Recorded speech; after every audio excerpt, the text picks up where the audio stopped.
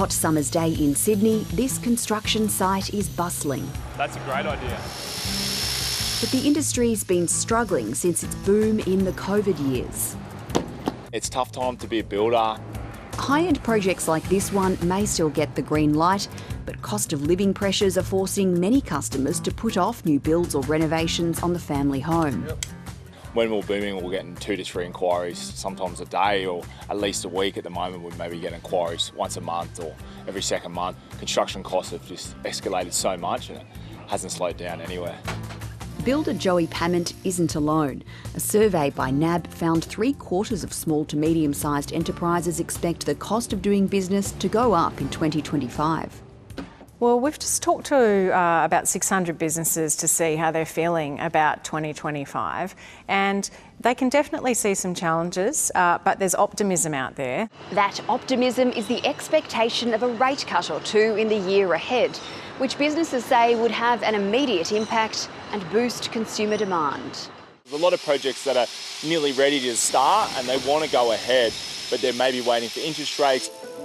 In the meantime, inflation and a tight jobs market are making conditions for businesses tough across most industries. The Australian labour market is still very steady, very resilient, very strong. We're talking about an unemployment rate that's still just ticked over 4%, so still historically very low and very high labour force participation rate. NAB's Group Executive of Business and Private Banking, Rachel Slade, says few small to medium businesses were planning to cut staff this year. Businesses are telling us about a third of them are planning to be increasing their workforce over the next year. And of the remaining 2/3, most of them are planning to keep their workforces about the same size. Joey Pament says skilled labour is in short supply, making good talent scarce and more expensive. When you need to get a key trade, say a plumber or electrician, you need to have someone that's reliable for the project, and their price is normally more increased. And the tough conditions mean many businesses haven't made it, with insolvencies nationally at a record high. We've had jobs of projects where the joiner's gone broke, the plumber's gone broke, and that puts pressure on us because we lose money out of pocket. We have to get a new trade, new subcontractor. In an inner city suburb of Melbourne, rows and rows of produce are getting ready to be harvested. So being a business owner at the moment, it's quite tough. Tyrone Dixon and his business partner Darren Nicol are finding ways to make their vertical farming business as efficient as possible. Inflation is an issue and there's a rise in cost of materials.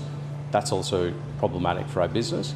And so the only way that we can really deal with this is that we apply scale to our operations. Their major concern this year is reducing costs. So energy consumption, we try to drive that down through our proprietary technologies that we've developed and our climate control system. They're feeling optimistic this year, but economist Leonora Riss says global economic headwinds could still wreak some havoc.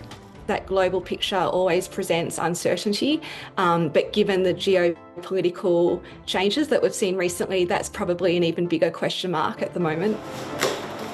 Leaving businesses bracing for growing uncertainty in 2025.